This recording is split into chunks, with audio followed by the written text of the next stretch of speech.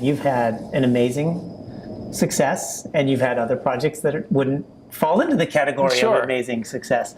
Let's start with the successes first. Hair. Sure. How did that come about?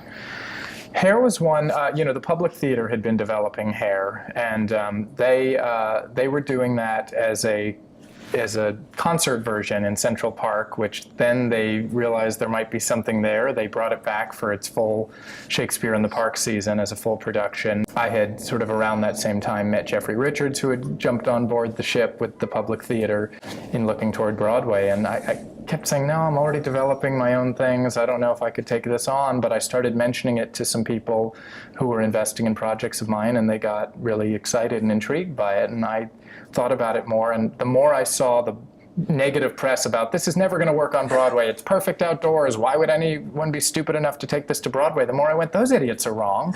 And I felt like almost violently compelled against them to just, they're wrong.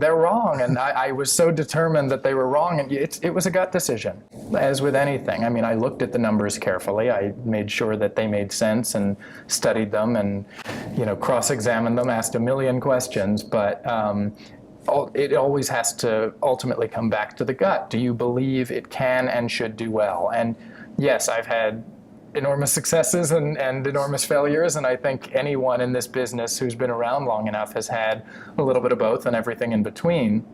But every time I bring someone a project, it's because I believe that it can and should be successful. I'm not blind to the risk. I always tell people, look, if you're getting involved in this is theater, it's the arts, it's high risk, high reward. But I believe the reward potential is there, or I wouldn't be bringing this to you. What have you learned from some of those failures?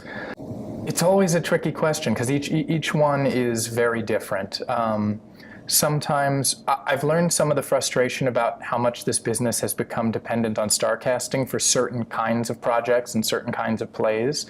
And sometimes you have to, especially when I'm wearing the dual hat of creative and financial, there are times creatively, I just want the best actors possible who are most hungry for the project. And then other times, you are looking to get talent that has name value and can bring people and sell tickets before you even open, so that you aren't starting from zero and hoping to hang on long enough to build up an audience.